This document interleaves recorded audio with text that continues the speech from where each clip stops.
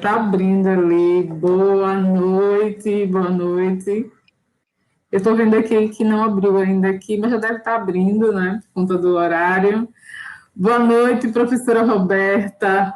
Boa noite, professora Sara. Muito obrigada pelo, muito obrigada por ter abraçado, né, o convite para participar desses 3 dias de live sobre a redação do Enem, né, e de como especificamente esse momento da prova é aquele em que a gente percebe uma maior preocupação do aluno, da aluna, de como montar esse texto, né, de como construir esse texto obedecendo aquilo que o exame pede, né, sem deixar de lado aquilo que ele e que ela é, né, aquilo que esses dois alunos são, enquanto pessoas que pensam as problemáticas que os atravessam todos os dias, né. Eu sempre digo para os alunos que toda proposta de redação do Enem é, sobretudo, um problema. Se não fosse um problema, não estaria ali, né? Exato. Todas as propostas de redação, todos os temas que são lançados nas redações do Enem, nesses anos todos eles se apresentam como um problema que carece de uma solução. Então, é lançada a possibilidade de pensar esse problema e uma solução para ele, lançado para o aluno, para a aluna, para aquela pessoa que está ali concorrendo a uma vaga nas instituições públicas federais de ensino e também nas instituições privadas de ensino, como é o caso da Faculdade São Luís de França, que pertence ao Grupo Tiradentes, né, o Grupo Tiradentes como todo, e a Faculdade São Luís de França de modo particular, que utiliza a nota do Enem como possibilidade de acesso, de ingresso desse estudante, né, na instituição, cursando um dos seus 9 cursos, né, na Faculdade São Luís, nas 2 unidades, né, e esses cursos que estão ali voltados para a área de educação, com letras e pedagogia, para a área de saúde no campus que fica na Salgado Filho, né, os cursos de saúde e direito, na Salgado Filho, psicologia, enfermagem, nutrição, físio, direito, que também tem lá na Salgado Filho, e na São Luís da Getúlio Vargas, os cursos de letras, pedagogia, serviço social, administração e técnico em recursos humanos. Todos esses cursos, o aluno, a aluna, eles podem ingressar utilizando a nota do Enem. E aí, pensando nessa nota do Enem, por que não a gente ofertar para esses alunos que estão no ensino médio, finalizando o ensino médio, algumas orientações sobre a redação do Enem? Nada mais prazeroso, né, do que novamente poder discutir esse assunto com você, Roberta. Que você está aqui. Eu quero aproveitar, Sara, e agradecer, o prazer é todo meu em estar dividindo esse momento com você. A gente sabe que a redação do Enem ela é encarada como um bicho de 7 cabeças para a maioria dos candidatos, dos vestibulandos. E a gente, enquanto professora, né, a gente sabe que isso pode, essa discussão pode facilitar a desmitificação desse bicho de 7 cabeças, não é? A redação não é um bicho de 7 cabeças, porque a redação nada mais é do que o resultado do candidato em relação à sua formação enquanto sujeito social, né, o resultado das suas reflexões sobre o mundo, é o resultado das suas leituras dentro e fora da escola, né, e é um prazer enorme estar contribuindo, né, através da minha experiência da sala de aula, através da minha experiência enquanto técnica e corretora de redação também, para esse pessoal aí que quer entrar no nível superior, né, e que sabe que a redação acompanha durante todo o processo, na verdade, né? Não para no Enem, ele faz parte da convivência acadêmica do daquele que entra na universidade. Então, é super importante entender a importância da escrita. Exato. A produção de texto, ela nos acompanha, né? Para alguns, ela persegue. Ela nos acompanha no ensino fundamental, no ensino médio, a pessoa fica aí nessa, toda essa preparação para a redação do Enem, e aí quando acabam os 2 dias de prova, ai, que alívio, já fiz a redação desse texto, lê do engano, porque agora começarão os outros gêneros textuais, né, que estão ali sob aquele guarda-chuva que é a tipologia dissertativa argumentativa. Então, eles vão conhecer, dissertativa e argumentativa. Então, eles vão conhecer agora a resenha, vão conhecer monografia, né? Vão conhecer os artigos, os fichamentos, depois da dissertação, tese, livro, né? Para quem segue aí na escrita. Então, na verdade, eles só estão começando, né? Exatamente. A redação do Enem é só o começo, né, da produção de texto, em que há necessidade de você não apenas demonstrar que sabe o conteúdo, né, que sabe aquele assunto, não apenas o conteúdo, que sabe aquele assunto, né, mas que também você consegue pensar aquele assunto a partir de outros espaços de conhecimento, outros espaços de saber, outros espaços de produção, né, de cultura, né, de saberes e tudo mais. E aí, pensando nisso, foi que nós estabelecemos para essa live de hoje 3 das 5 competências que estão relacionadas diretamente quanto esse aluno, essa aluna, né, consegue pensar um determinado tema a partir dos seus intercruzamentos, das suas textualidades, né? O candidato, a candidata, a pessoa que tece o texto, consegue ver especificamente aquele objeto, né, de estudo, aquele objeto que naquele momento é o seu objeto de estudo, a partir de outras vertentes, né, e com ele tecer esse texto. E aí essa foi nossa escolha, e aí eu abro para que você inicialmente apresente o tema que foi pensado, né, para a gente trabalhar essas nossas 3 competências. A primeira delas, o tema propriamente dito, reconhecimento de tema, né? Fazer essa informatividade e intertextualidade, né? Com a competência 2. Depois, verificar dentro desse conhecimento que você tem, como estruturar esse texto a partir de um projeto de texto dividido nas 3 partes: introdução, desenvolvimento e conclusão, pontuando de forma muito bem determinada qual é a sua tese, quais eixos você vai construir argumentativamente em defesa dessa tese e qual proposta de intervenção vai ser aplicada de acordo com aquilo que você já apresentou no seu texto. Então, são as nossas 3 competências, a 2, a 3 e a 5, que nós vamos trabalhar hoje, levando em consideração o tema escolhido pela professora Roberta. Que é o esporte como uma das formas de inclusão social no Brasil, né? Seria esse o tema. Em primeiro momento, Sara, eu escolhi esse tema, nós escolhemos, né, na verdade, porque estamos passando por um processo aí de suspensão da Bolsa Atleta, né?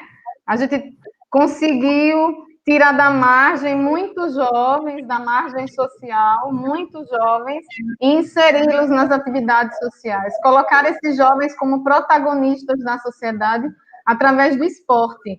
E nós vimos nos últimos dias que a Bolsa Atleta, assim como outros projetos, tiveram suspensão. Ou seja, muitos jovens, infelizmente, deixarão de ser protagonistas e personagens necessários do processo social, né, da construção social, porque a gente não vai mais ter tanto subsídio como a gente tinha alguns anos atrás.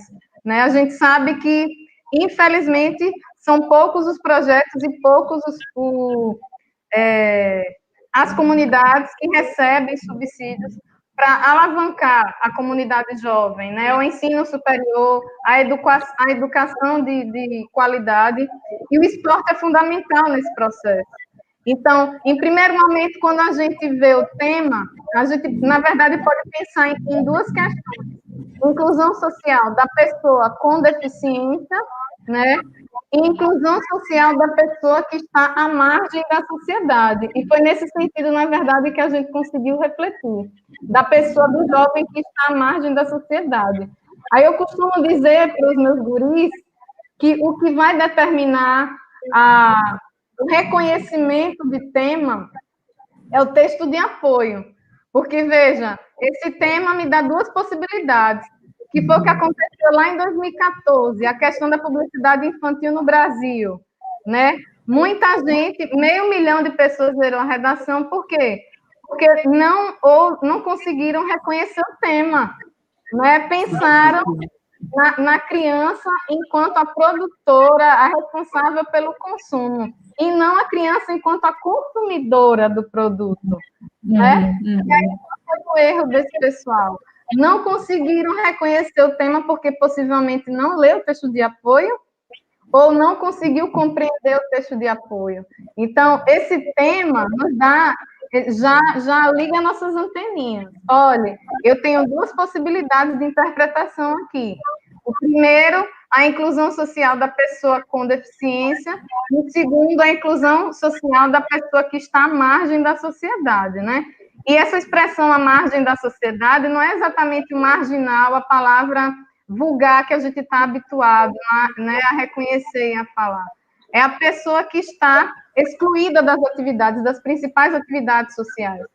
É a pessoa que vive numa comunidade carente, a pessoa que vive numa comunidade que não recebe subsídio suficiente do governo, a pessoa que vive na favela, e por aí vai, né? Então, o primeiro passo para reconhecer o tema é ler o texto de apoio e, em seguida, delimitar as palavras-chave do tema. Quais são as palavras-chave do tema? Esporte, inclusão social e Brasil. Já sei que eu vou conseguir costurar o tema a partir dessas palavras aí, né? E agora eu vou trabalhar minha cabecinha para construir, propor argumentos que se relacionem a essa proposta. Uma questão, Sara, que chama muita atenção da gente, eu acredito, é que nossos alunos costumam dizer que não tem medo do tema porque não sabe nada do tema, né? Isso também é um mito, isso é uma lenda que precisa cair por terra, porque todo mundo sabe de tudo um pouco, né? Quando a gente pensa em um tema, automaticamente a gente consegue fazer recortes temáticos. Existem, né? Por isso que existe o repertório sociocultural como tipo avaliador, né? Os recortes temáticos. Eu consigo fazer essa aliança com as leituras de mundo, com as leituras científicas, com a história, com a geografia, com a sociologia, enfim. Então, a partir disso, desse reconhecimento dos recortes temáticos, o candidato ele vai conseguir construir o seu texto. Ele vai conseguir elencar os argumentos para que o texto seja um texto fluido, de qualidade, não seja um texto cíclico, que é um dos maiores erros dos candidatos, construir um texto cíclico, e a gente vai tirar 1000 na redação.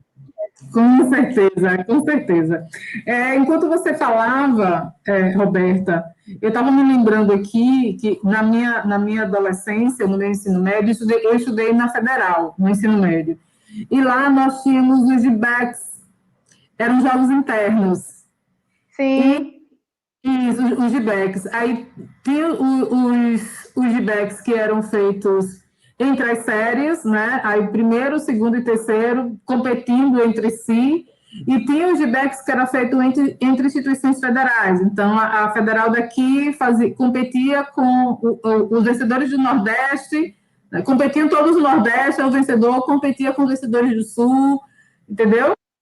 Primeiro era regional, depois, primeiro a interna, regional, depois nacional, do GBEX. E de como isso, de alguma forma, acabava servindo como incentivo para esses alunos praticarem, de fato, esportes, né? Eu tava, enquanto você falava, as sinapses, que não são tão comuns, né? Você falava, eu lembrava de 2 filmes que eu assisti há muito tempo, que eram filmes que mostravam, um era nos Estados Unidos, que era Duelo de Titãs, era um filme ambientado no período de segregação racial, Duelo de Titãs, um filme belíssimo, que fala sobre futebol, mas sobre como o esporte é capaz de unir e não segregar, né? A gente vê agora o esporte, uma prática segregadora muito forte no esporte, práticas racistas absurdas no esporte. E aí, nesse filme do Duelo de Titãs, são duas equipes muito fortes de futebol americano, uma equipe toda branca, uma equipe toda negra, e eles estão no período de segregação racial. E a ideia é que a segregação ela cesse, ou pelo menos diminui. Então, esse time ele é mesclado. 5 os melhores de cada time, para compor ali o time que vai representar a escola nos jogos finais, uma coisa assim. O outro filme é Invictus. Invictus se passa na África do Sul. Então, eu peguei 2 filmes de continentes diferentes, que têm bem diferentes, e de como o esporte viu no processo de formação cidadã. Sim. Nos 2, tanto no futebol americano nos Estados Unidos, quanto no outro esporte, eu não lembro, lá na África do Sul. E uma outra coisa, e pensando o esporte como uma prática que ela ultrapassa a ideia do movimento físico, da atividade física, ela ultrapassa essa questão. Porque ela pode ser vista, a prática esportiva dentro das escolas, por exemplo, ela pode ser vista como inclusiva. Sim. Ela pode ser vista como inclusiva, ela pode ser vista como um respeito à idade, né? Além de ser vista também como atividade física. E eu lembrei de um outro texto, que é o Kant. No livro sobre a pedagogia de Kant, ele fala, e eu falei sobre isso ontem na live, ele fala sobre como a gente precisa condicionar o nosso corpo para dar as respostas que a gente espera. Se você não condiciona o seu corpo, se você não educa o seu corpo para dar as respostas que você espera, essas respostas nunca chegam. Como é que você vai condicionar o seu corpo se você não se exercita? Né? Como é que você vai condicionar a sua mente a dar as respostas se você não a estimula? Né? Então, de alguma forma, a gente vê o tema e sai fazendo os links. Os links, as intertextualizações. E isso é essencial para as 3 competências que a gente está discutindo, né? Essas intertextualizações, esses recortes temáticos, essas leituras que estão à parte do próprio tema. Porque se o menino reproduzir o que está no texto de apoio, ele infelizmente, ele não vai conseguir tirar uma boa nota na competência 2, né? Que avalia o princípio de autoria, que avalia o princípio do repertório sociocultural, que avalia a obediência do tema, mas quer a autoria, e a autoria é o princípio criativo, o princípio da criação. É o que eu costumo dizer para os meninos, se fosse só para escrever, vocês não eram avaliados no que vocês são avaliados na competência 2. Porque escrever, todo mundo escreve. Na hora de escrever, você pode reproduzir algo que já foi criado.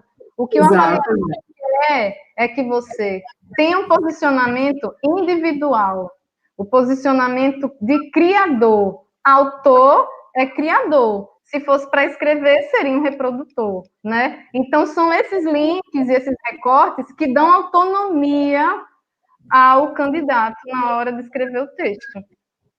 Exatamente. E ainda nessa competência 2, né? Além da autonomia, esse repertório ele tem de seguir os 3 passos basilares para que ele seja considerado dentro do seu texto como um instrumento que proporciona ao seu texto a intertextualidade.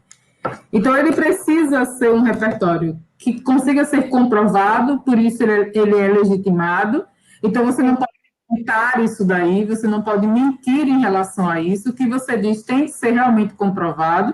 Por isso que a gente afirma que o repertório ele precisa ser legitimado. Ele tem de estar diretamente relacionado ao tema que foi proposto.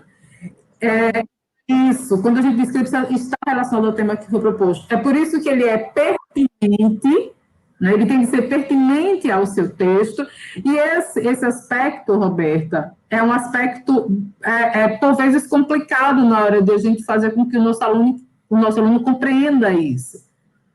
Porque existem aquelas frases, e eu digo que há um desserviço muito grande em algumas postagens que encaixotam as redações. Nosso tema, use tal conhecimento que serve para tudo. Os operadores comunicativos, use esse no primeiro, esse no segundo, esse no meio do segundo, esse no terceiro, no meio do terceiro. E isso engessa o texto.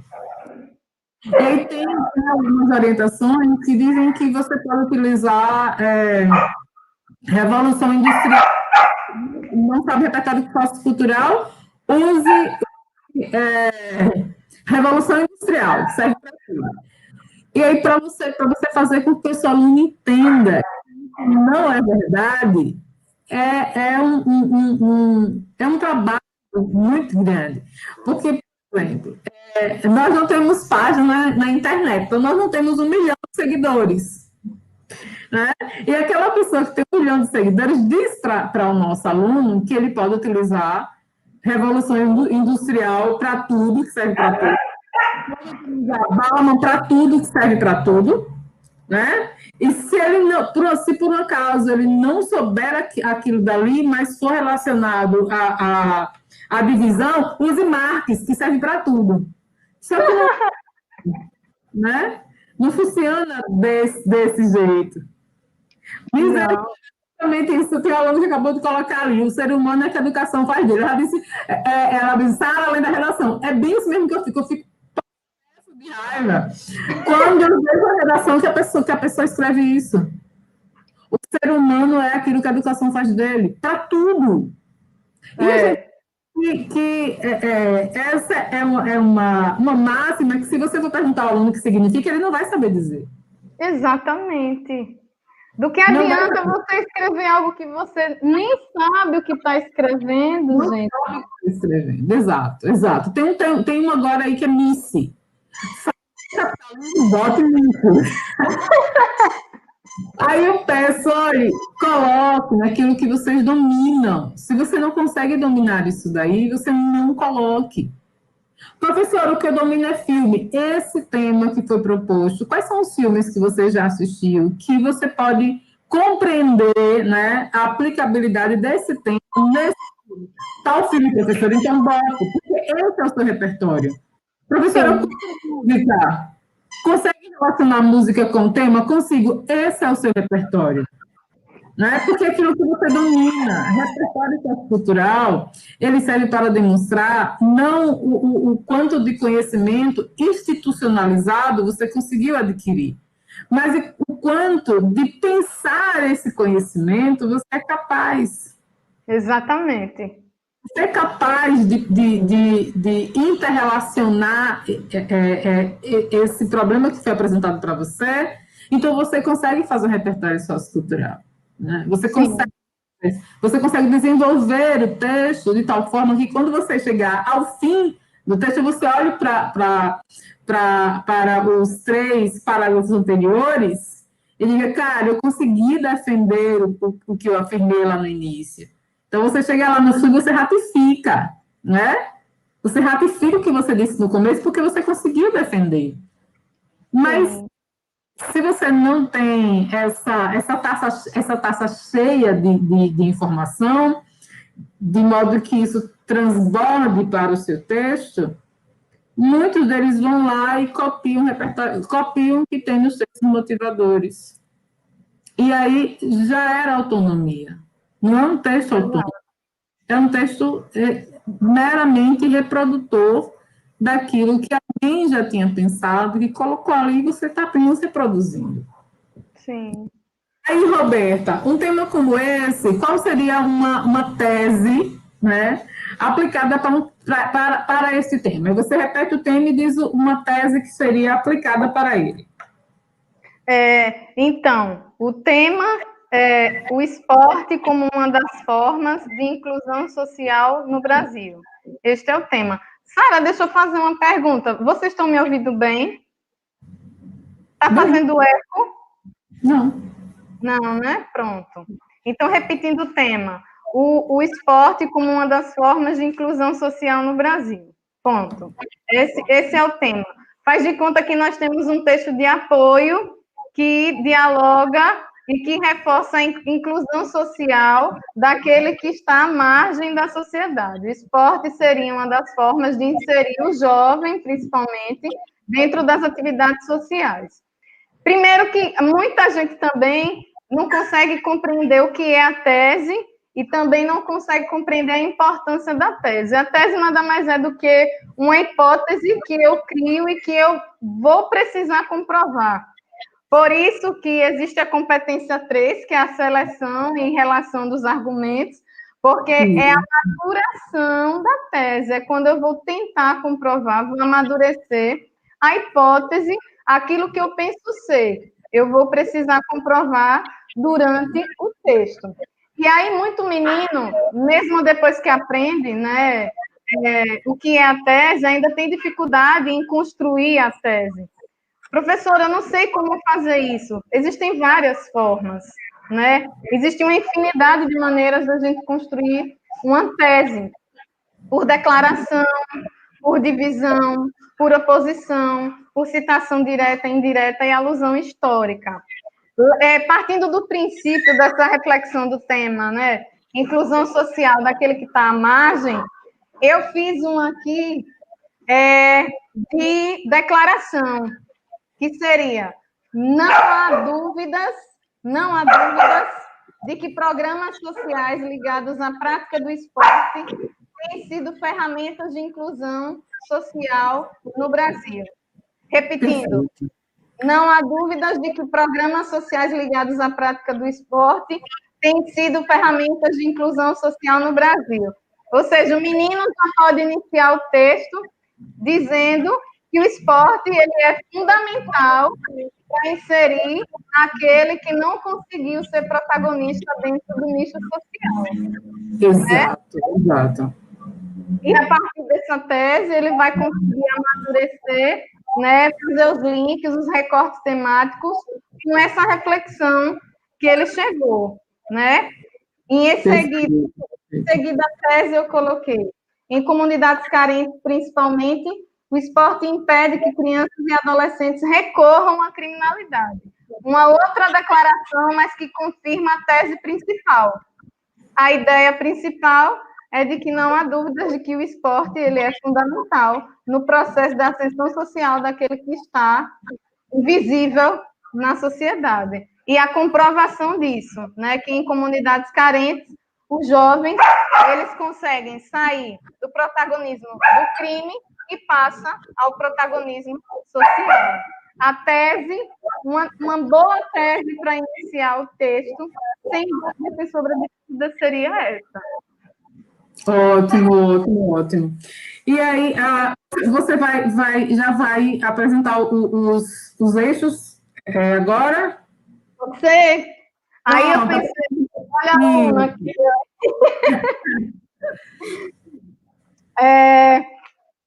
Daí, então, veja só, aí partindo desse princípio, né, de que dessas declarações, pensamos em dois eixos argumentativos, em dois argumentos, de que o esporte, ele é fundamental, porque ele propõe a reflexão e a importância da instituição da disciplina, das regras e interação para a formação do sujeito social. O esporte, ele ensina o adolescente, a criança, o jovem, a compreender a importância da disciplina, das regras e da interação. Primeiro, esse argumentativo, para a formação desse sujeito, né? O primeiro argumento. E o segundo, que nem sempre esses benefícios, subsídios, alcançam todas as comunidades. E aí eu pensei nesse, porque, como a gente começou no início da live, né, falando que todo tema ele é um problema. Uhum. Se pede para refletir sobre o esporte como inclusão social, é porque tem muita gente ainda que não está exercendo as atividades sociais da forma como gostaria e da forma como deveria. Então, existe todo um corpo de problemas que envolve a facilidade do esporte a ser esse projeto e esse processo de inclusão. Então, o segundo argumento seria que nem sempre os benefícios alcançam todas as comunidades que precisam, né, dos jovens que fazem parte dessas comunidades que desejam essa ascensão social. É interessante, e aí eu sempre digo aos meus alunos e às minhas alunas que todas as vezes em que nós construímos uma tese, né, a gente externa o nosso pensamento acerca daquele problema. E que os nossos argumentos, eles sempre devem responder àquele nosso pensamento, né? O nosso pensamento é hipotético, né? É uma hipótese ali. Se a gente transforma essa hipótese numa questão, numa problemática, os nossos eixos têm de responder a esta problemática, têm de responder a isso que a gente apresenta. Então, quando os meus alunos, aqueles que conseguem fazer a tese, mas que têm dificuldade em fazer os argumentos, ou os argumentos não estão linkados com a tese, ou os argumentos não dialogam entre si. Pegue sua tese e transforme numa pergunta. Sempre assim, pegue sua tese e transforme numa pergunta. Os eixos que você colocou, eles respondem a essa pergunta? Se eles não responderem, seus eixos estão errados. Se eles não responderem, você vai versar sobre outra coisa no desenvolvimento e não a defesa do seu ponto de vista. Exatamente. A relação, ela tem de ser sempre essa. Se você apresenta uma tese, os seus eixos argumentativos têm por obrigação defender aquela tese. Então, você tem ali uma hipótese e você vai ter que defender aquela hipótese. Né? Exato. Tem de vir muito, mas muito bem casadinho nesse sentido. Então, a gente acaba, na confirmação dessa tese, a gente cumpre lá uma parte daquilo que na apresentação dessa tese, a gente cumpre uma parte daquilo que está na competência 2, e você demonstra que compreendeu o tema. Sim. Você compreendeu o tema. E você cumpre a primeira parte da competência 3, que é ter uma tese. Porque se você não tem tese, o seu texto não tem um projeto de texto. Você pode escrever muito, mas muito bem. Eu digo aos meus alunos, olha, se o candidato não escreve bem, mas ele tem um posicionamento, o texto dele tem muito mais significado do que aquele que escreve muito bem sobre outra coisa. Exatamente. Porque aquele que escreve muito bem e não cumpre o que foi pedido, ou ele zera, porque ele não entendeu o tema, ou ele fica com 40 porque ele entendeu o assunto em que aquele tema está ambientado e ele escreve bem. Exatamente. Se ele não escreve bem, mas ele é capaz de externar, né, de forma muito precisa a hipótese sobre aquilo que aquele tema propõe enquanto problemática, a nota dele já começa com 80. É por aí. Se a gente olhar, é muito mais importante você saber defender o que você pensa do que você necessariamente ter frases bem articuladas. Uhum. Que fala sobre outra coisa. né? E não sobre aquilo que realmente importa. Então, a gente acaba cumprindo aí duas etapas ao mesmo tempo das duas competências. Da competência 2, que prova que você compreendeu o tema, e da competência 3, porque você apresenta, né, um ponto de vista. Agora, o que seria utilizado, o que nós poderíamos utilizar como repertório sociocultural para a tese que você apresenta? Olha, eu pensei numa citação de Rousseau, porque, de acordo com o segundo eixo argumentativo, né, de que nem sempre os benefícios alcançam todas as comunidades, eu desenvolvi o parágrafo pensando já nesse esquema social de que nem todo mundo, na verdade, quer que todo mundo seja incluído nas atividades sociais, sabe? E aí eu pensei na citação de Rousseau que diz: a vontade geral deve ser de todos para ser aplicada a todos. A inclusão social precisa ser naturalizada, em uma discussão naturalizada, e deve ser um desejo naturalizado em toda a sociedade brasileira, para que, de fato, todo jovem, toda criança, todas as pessoas consigam ser incluídos nas atividades sociais e consigam alcançar o protagonismo social.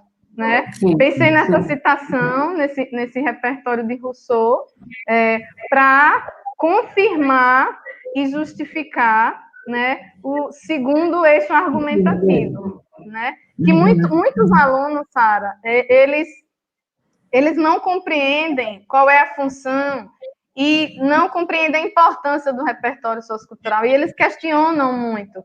Mas para que botar isso? Só para confundir minha cabeça? Para sugar minha energia? Ou acredita que repertório sociocultural é uma citação. Uhum. Professora, eu coloquei lá na conclusão uma citação. Não serve como repertório, não, é? Não. Não. Não serve. Não. E aí a gente... Né? Isso, e a gente... Isso, e a gente entra naquela questão que você falou, de que existem aqueles padrões, né, que muitos professores lançam. Bota qualquer coisa, a Revolução Industrial serve para tudo, a citação universal serve para tudo. O menino não compreende, ele coloca qualquer tema, vai adiantar do quê? Ao invés de ele, pelo menos, padronizar a nota, ele vai perder nota.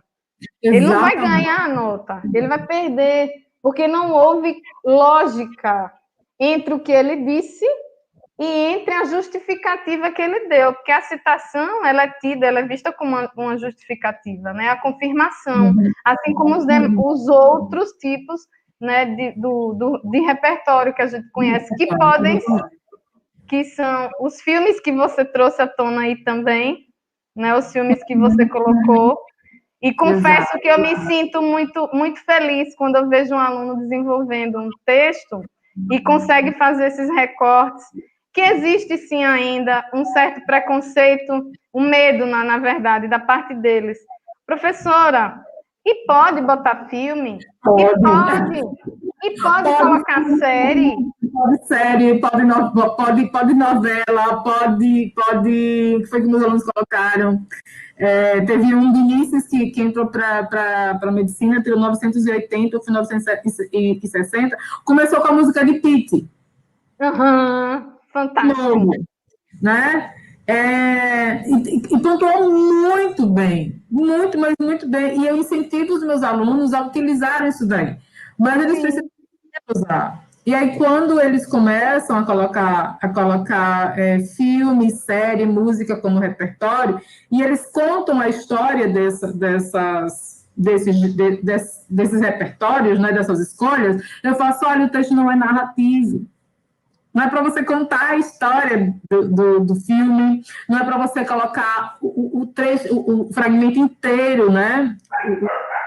Inteiro da música. Não é isso, é para você pensar como essa música te ajuda a entender o tema. Exato. Se o texto fala de como a tecnologia, de alguma forma, acaba, através do algoritmos, por manipular suas escolhas, e isso com o admirável chip novo de Pitt, né, que está lhe formatando, né, tirando aquilo que você tem, inserindo aquilo que é, você compreendeu o tema. Você Sim. a música toda. Você precisa demonstrar que essa problemática aí foi trabalhada pela cantora Pitty em Admirável Chip Novo. Você coloca um fragmento daquele Admirável Chip Novo e diz por que você consegue fazer essa relação. Né? Você não precisa falar do filme, você não precisa contar a história da série, a música toda. Você precisa provar que é possível fazer a relação e como essa relação é feita. Como Sim. essa relação aí é feita. E é interessante, Roberto, que eu tenho tido resultados muito bons com o aluno perceber a partir de várias possibilidades de conhecimento, de vários tipos de conhecimento, e que esses conhecimentos, eles não são apenas os institucionalizados. Não. Né? Ele não é um ser completo por conta dos conhecimentos institucionalizados de forma alguma, né? Que ele é, sobretudo, um ser cultural, né? Um ser sociológico, um ser filosófico, né? Um ser reflexivo. Reflexivo, e ele também é o resultado daquilo que ele aprende na escola. O que ele aprende na escola, se não servir para compreender o que acontece fora dos muros dela, está havendo aí um erro tremendo no processo de educação. Tremendo no processo.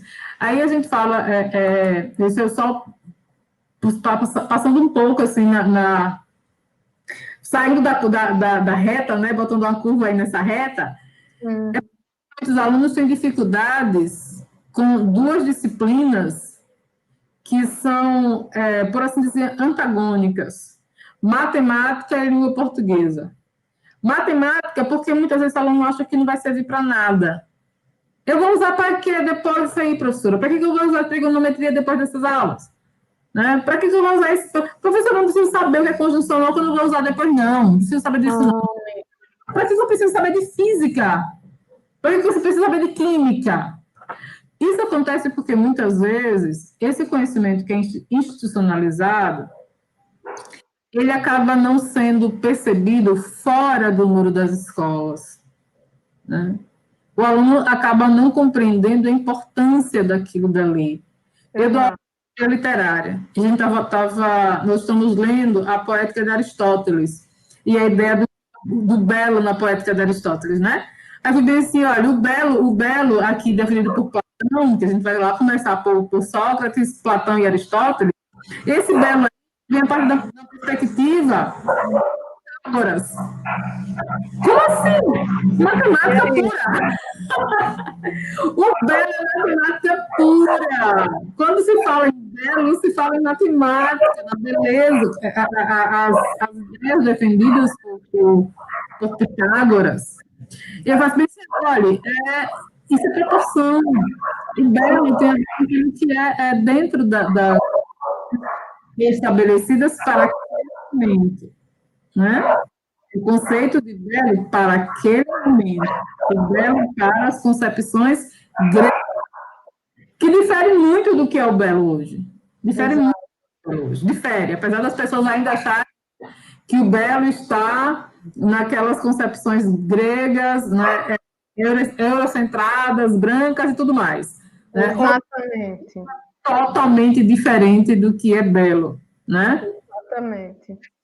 Mas se o aluno não conseguir fazer esse link, né, desse conhecimento da escola com aquele conhecimento que ele adquire fora dos muros da escola, ele nunca vai saber fazer um repertório sociocultural. Nunca. Ele nunca vai saber fazer. O que ele vai saber fazer é reproduzir texto. Ele pode até tirar 1000. E eu não digo que ele não, né?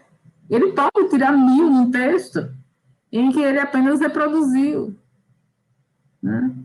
E é por isso, Sara, que a competência deles ela é tão importante, porque eles às vezes questionam, professora, por que o repertório sociocultural ele é avaliado na competência 2 e não na competência 3? Eu digo, gente, primeiro que elas são bem ligadas. Ligadas, bem ligadas, mas quando você consegue entender a importância de repertório sociocultural e consegue entender o que é repertório sociocultural, que é essa relação do que eu penso além do que da expectativa do próprio tema, isso é autoria. Exato, isso é criativo. Eu estou construindo minha própria reflexão, eu estou construindo, eu sou dono do meu próprio ponto de vista.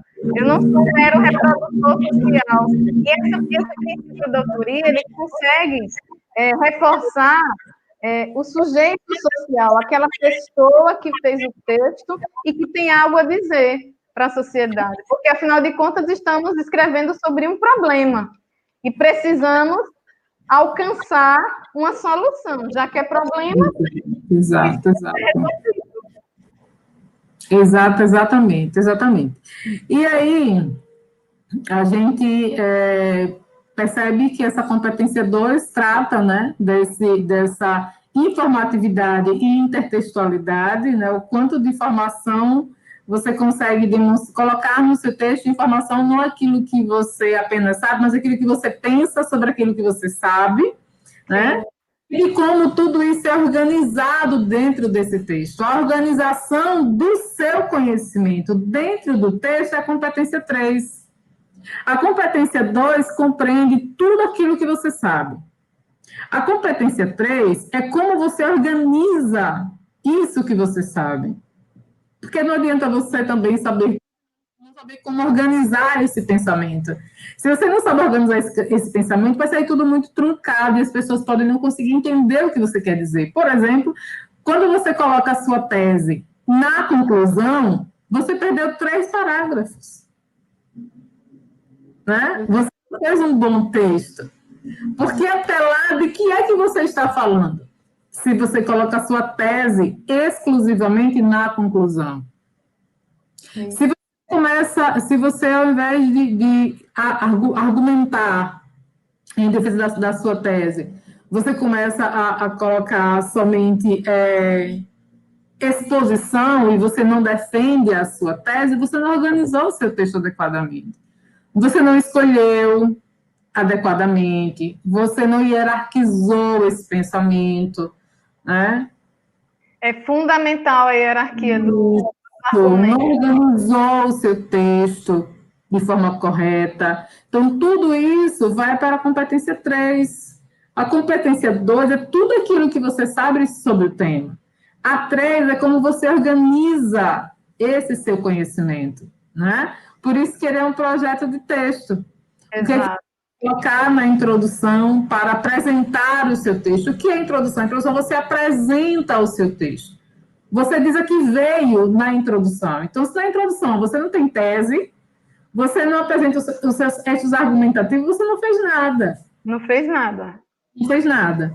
Se no desenvolvimento você não utiliza aqueles seus 2 parágrafos, né, para defender argumentativamente a sua tese, você também não fez nada. Se você não confirma, não ratifica por A mais B, que depois de todo aquele trabalho que você fez em cima, né? Você está ali dizendo que aquilo ali só acontece, né? Acontece em defesa da sua tese. Por isso, você defende aquilo dali. Se você não faz isso, não apresenta uma proposta de intervenção, não fez nada, né? Você não que também é um questionamento muito presente do pessoal, né, dos candidatos. Para que eu tenho que botar uma proposta de intervenção, professora? Por que é que eu tenho que fazer isso? Mas porque a gente está lidando com um problema, e o problema ele precisa ser resolvido. Já que todo tema é problema, ele precisa de uma solução, né? Exato. Nos últimos anos, o grande bicho de 7 cabeças, por incrível que pareça, tem sido a proposta de intervenção. Não sei se você sentiu isso. Então, por que é que ela acaba sendo desse jeito? Porque as pessoas acreditam, e aí, novamente, a ideia de você ter tudo prontinho. As pessoas acreditam que é necessário conscientizar. A vida que isso é proposta, não é proposta. Proposta tem de ser uma ação efetiva. concreta, execuível. Sim. Se ela não for dessa forma, você não está propondo. Né? Tem um problema lá, você fala para ela, se conscientize. Né? Aceite que dói menos. Por isso que quando a gente pega um texto com uma proposta dessa, que não é proposta, a própria matriz do Enem considera como elemento nulo, né? A conscientização. Porque não é uma proposta efetiva, não é uma ação concreta, não é algo visível. Consciência, todo mundo tem. O problema, ele precisa ser erradicado, ou pelo menos minimizado. É por isso que a conscientização, ela não é bem-vinda. E aí, num problema como esse que você apresentou, Roberta, qual seria uma proposta de intervenção viável, levando em consideração aqueles 3 movimentos que a proposta tem, né? Quem faz, o que faz, para que faz, né? Por que faz, e o desdobramento, né? Isso, que é o detalhamento. Muito... eu queria só levantar uma questão que eu, particularmente, dei graças a Deus que o modelo da proposta de intervenção mudou conforme os anos, né? Porque antes a gente tinha... O menino ficava com muita dor de cabeça, é por isso que eu falei, é o bicho de 7 cabeças dos meninos. Tinha que ser algo inovador. Mas o que é o inovador hoje? É muito difícil dele pensar o que é inovador. Hoje o menino ele só precisa se atentar a essas 5 questões aí. Quem faz, o responsável, a própria ação que faz, o motivo de fazer, que é a causa, a finalidade e o detalhamento, né? E aí, aqui, deixa eu fiz bem a cara do pessoal, né? Que eles amam os conectivos conclusivos, né? Professora, eu não sei como começar. Comece com conectivo conclusivo, não tem problema nenhum. Exato. Portanto, faça necessária a ampliação de projetos de inclusão que usem o esporte como ferramenta. Já disse a ação, né? O que se deve fazer? A fim de mudar tal quadro, que é o da exclusão social. Já disse a finalidade. Para que fazer? Seja através de ONGs ou alinhando o poder público à iniciativa privada. Quem faz, né? Seja através de ONGs ou alinhando o poder público à iniciativa privada para a melhoria da sociedade, mais uma finalidade, tais como, aí entra o detalhamento, escola de futebol e academias de artes marciais em complexos e aglomerados habitacionais, onde o recurso é espaço. A proposta de intervenção. Quem, por quê, para quê e o detalhamento, né? Como. Aí a gente entende que não é um bicho de 7 cabeças e que não é difícil de escrever. É possível, é só botar o cabeção para pensar. E uma outra coisa, que essa proposta, ela tem de estar alinhada àquilo que foi discutido no texto. Ela tem de estar alinhada à discussão no texto, porque senão vai ser uma proposta, novamente, caixinha que se pega na internet. Essa proposta daqui vai servir para tudo. Né? Então, o agente vai ser sempre o governo. Exatamente. Né? Sempre o governo. A ação vai ser ou de conscientização, ou de proposta de lei, ou de mudança de alguma coisa, por meio de, aí diz qual vai ser o meio modo, a justificativa, tudo e o detalhamento, tudo muito encaixotadinho. E minimizado. Isso, tudo muito encaixotado, tudo muito minimizado. Aí agora, quando eu pego as redações para corrigir, que eu vejo a proposta, que eu vejo a ação, eu não consegui entender a sua ação. Que ação é essa? Né? Eu não consegui ver aqui o seu meio modo. Cadê o seu meio modo? Cabe ao governo através da Secretaria de Educação. Isso não é meio modo. Você está dizendo do governo quem é que vai fazer tal coisa. Então, isso aí está muito mais para detalhamento do que para meio modo. como isso aí vai ser feito? Como? E não quem. Né? O quem é a gente. E dentro desse quem é a gente, você pode dizer quem detalhando. Exatamente. O meio modo é como essa ação vai ser desenvolvida. Como isso vai ser desenvolvido, como isso vai ser aplicado. Com que finalidade? Então, você tem uma porção de coisa, a sua finalidade é conscientizar. Cara, você deu a finalidade. Fez nada. Você tem um texto maravilhoso e sua ação é conscientizar. Perdeu a ação. Tem que ser tudo muito, muito amarradinho dentro do texto. E o pior é que quando você conversa com o aluno, ele sabe disso. Ele sabe que é para fazer assim. Mas, professora, eu vi que eu poderia colocar se conscientizar.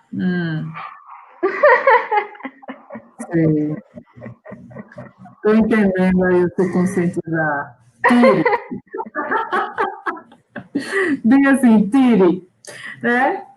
E aí, sempre lembrando disso, né, que são as três competências que muitas vezes são as mais difíceis de cumprir, né, as competências 2, 3 e 5, porque são as competências que elas extrapolam o domínio da língua.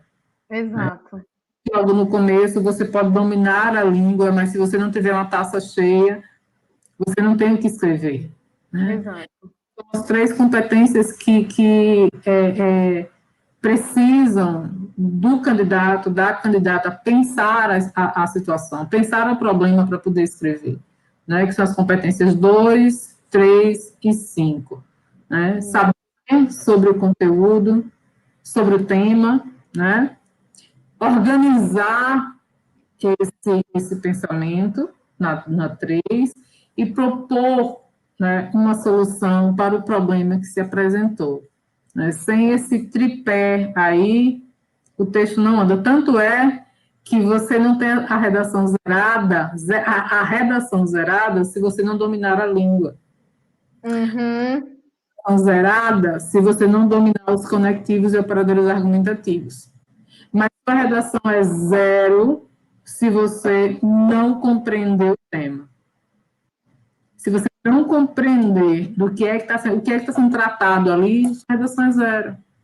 Então, o da língua. E aí, se a gente pega isso, Roberto, e traz para a nossa prática diária, a gente vai perceber que tem muitas pessoas que não são alfabetizadas. Sim. Pessoas que não sabem escrever o próprio nome, mas têm conhecimento de vida absurdo. Surpreendente. E que consegue fazer as conexões com estalar de dedos. Exato. E que isso não tem relação nenhuma com o domínio da modalidade formal da língua. E é bom que isso fique muito evidente, porque desmistifica, inclusive, a ideia de que quem não sabe ler ou escrever é burro. Exato. Ignorante. E nós temos... Engraçado que eu estava falando sobre isso ontem na aula com alguns alunos, sabe? Eu estava falando exatamente isso. Gente, tem candidatos, sim, que não dominam a língua como vocês. Existem, mas eles têm uma capacidade argumentativa e têm uma leitura de mundo fantástica. Eles conseguem construir uma linha de raciocínio fantástica. E é isso, eu estou falando para eles, para vocês entenderem o quanto que isso é importante, uma redação da tipologia dissertativa argumentativa. O que o corretor, o que o avaliador espera é que o candidato consiga deixar muito claro a capacidade de reflexão e a capacidade de argumentação dele. E ele só vai conseguir deixar isso muito claro, só vai conseguir externar isso através dessa textura, dessa postura. Eu consigo pensar sobre, eu consigo organizar, eu consigo hierarquizar e eu consigo resolver. É dessa forma que a gente constrói uma boa redação do Enem. Perfeito, Roberta, perfeito. Vamos agora para as suas considerações finais. Nós estamos terminando aqui a nossa live, né? Sobre essa, passa bem rápido. Essa tessitura Oi! atual, né, da redação do Enem. Né? E aí eu vou agradecer e vou deixar você para as considerações finais. Né? Eu agradeço as pessoas que nos assistiram, as pessoas que irão assistir depois a esse vídeo, em nome da Faculdade São Luís, sobretudo em nome da Faculdade São Luís, no curso de Letras, né, que é o curso que eu coordeno, e desse curso que nós pensamos essas lives. Agradecer a todas as pessoas que estão nos assistindo, que irão nos assistir, estender o convite para que elas conheçam a nossa faculdade, conheçam os nossos cursos. Nós não estamos utilizando, no momento, a vida pandêmica, né, que está nos atravessando distopicamente, nós não estamos utilizando os espaços públicos das instituições, mas nós temos toda uma estrutura de aulas virtualizadas, né, cumprindo o horário regular das nossas aulas e com resultados muito bons. Então, eu convido as pessoas a conhecerem esse sistema que foi adotado pela faculdade durante este momento das aulas virtualizadas. Nós estabelecemos esse canal, né, no YouTube como um espaço de socialização de conhecimento, e que essa socialização é muito, mas muito importante num momento como esse. Essas aulas antigamente eram feitas na instituição, né, eu dava essas aulas na instituição, então eu ia às escolas para ministrar essas aulas, de forma colaborativa com os meus colegas que são professores do ensino médio, mas aí, neste momento, isso ficou impossível de acontecer, então nós transportamos as aulas presenciais para essas socializações, né, virtualizadas. Né? E eu passo agora para a professora Roberta, para as considerações finais, lembrando que tem a Ana Letícia colocou uma observação aqui no finalzinho da nossa live, que foi: o candidato tem que convencer o corretor, mesmo que ele tenha um ponto de vista diferente. Exatamente, é isso daí. Eu não preciso concordar com a pessoa que faz o texto, eu preciso um texto bem feito. E isso já veio em 2012, quando eu comecei a corrigir a redação do Enem, foi em 2012. E de lá para cá, tanto nas correções do Enem, quanto no contato com os meus alunos, eu vejo textos que eu sempre digo: eu não preciso concordar com você. De forma, você tem que me convencer enquanto corretora. É exatamente isso que a Ana Letícia colocou ali, de forma muito bem colocada. Agora, as suas considerações, Roberta, para que a gente encerre a nossa live de hoje. Já convido o pessoal para a live de amanhã, às 19 horas, com o professor André Luiz. Fantástico, André. Assim como, Sarinha, você é fantástica. Eu quero agradecer à Faculdade São Luís, na pessoa de Sara, que é uma professora e uma pessoa que eu admiro. Ainda não tive a oportunidade de conhecê-la pessoalmente, mas temos muitos amigos em comum. Só coisas muito boas a seu respeito, assim como da faculdade também. Já que você falou, também preciso dizer, eu fiz pós-graduação na Faculdade São Luís, né? E foi fantástico, sim, didática e metodologia do ensino superior alguns anos atrás, e foi uma experiência fantástica. Não há o que me queixar, não tenho o que me queixar. Então, só agradecer a oportunidade de partilhar, né, o nosso conhecimento através da nossa experiência na sala de aula, através da nossa experiência enquanto corretoras, experiência de vida também, e dizer aos meninos e ao pessoal que está nos acompanhando que escrever não é difícil, e que escrever, o ato da escrita liberta, é completamente libertador. A gente, quando escreve, a gente está dizendo quem a gente é, e isso é fantástico. Um beijo, Sara, muito obrigada, um beijo no coração de todo mundo.